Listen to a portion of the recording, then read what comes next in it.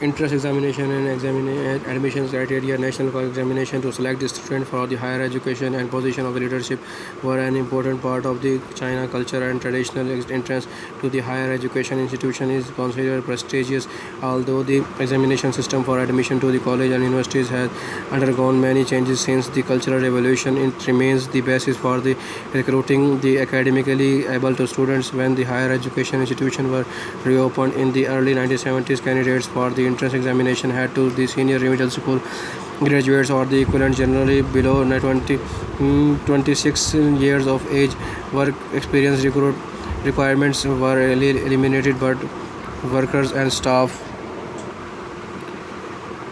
worker and staff member needed permission from their enterprises to take the examination.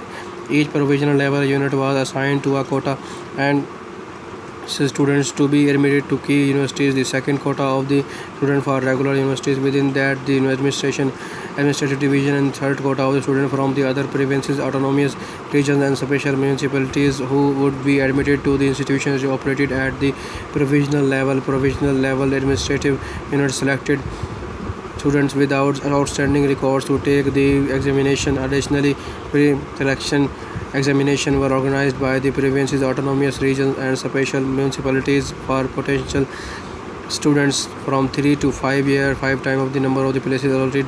These candidates were actively encouraged to take the examination to ensure that a sufficient number of the good applicants would be available. Candidates with at least 2 years of work experience were recruited for selected department in a small number of the universities on an experimental basis. Preferential admission treatment, in spite of lower test scores, was given to minorities, candidates, students from the disadvantaged areas, and those who agreed in advance to work in less developed regions after graduation.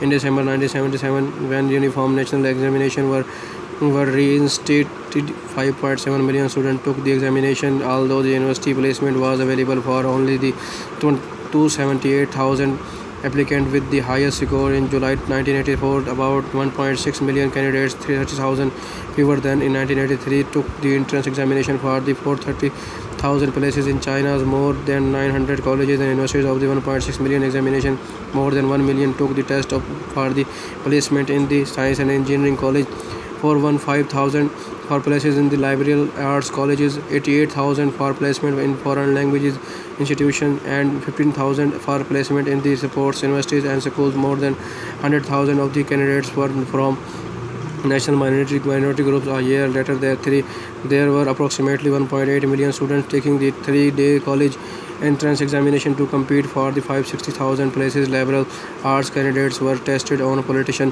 and Chinese, mathematics, foreign languages, history and geography. Science and engineering candidates were tested on a political and Chinese, mathematics, chemistry and biology.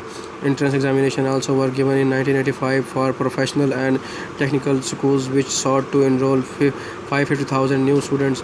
Other innovation in enrollment practices include allowing colleges and universities to admit students with good academic records but relatively low entrance examination scores.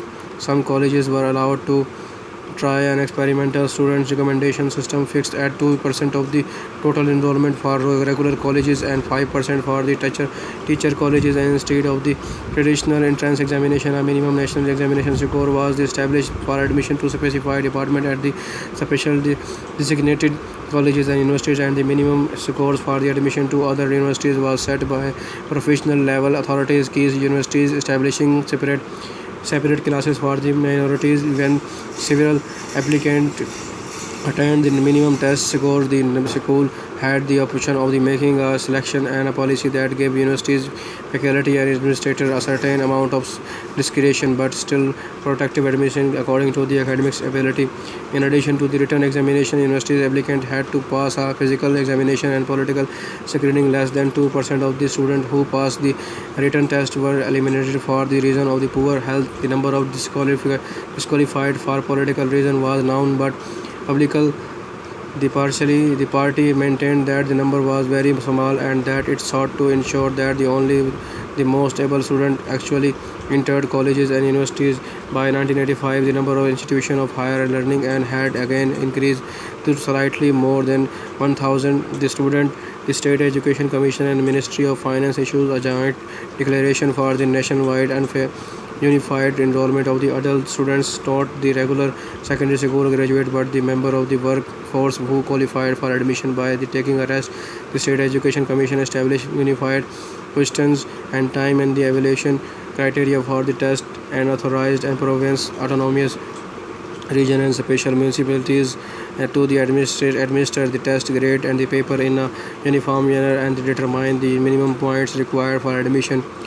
The various schools were to enroll students according to the results. Adult students needed to have the educational equivalent of a senior middle school graduates, and those applying for release or a partial release from the work to study were to be under 40 years of age. Staff members and worker were to be applied to study job related job subjects with the review by the approval of their respective work units. If employer paid for the college courses, the workers had to take entrance examination. In 1985, colleges enrolled 33,000 employees from the various enterprises and companies, approximately 6% of the total college enrollment.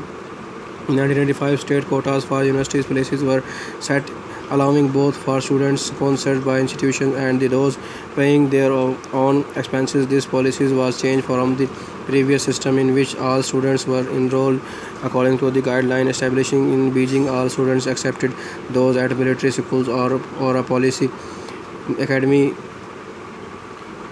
those who had financial difficulties and those who are to work under the adverse condition after the graduation had to pay for their own tuition, accommodation and miscellaneous expenses.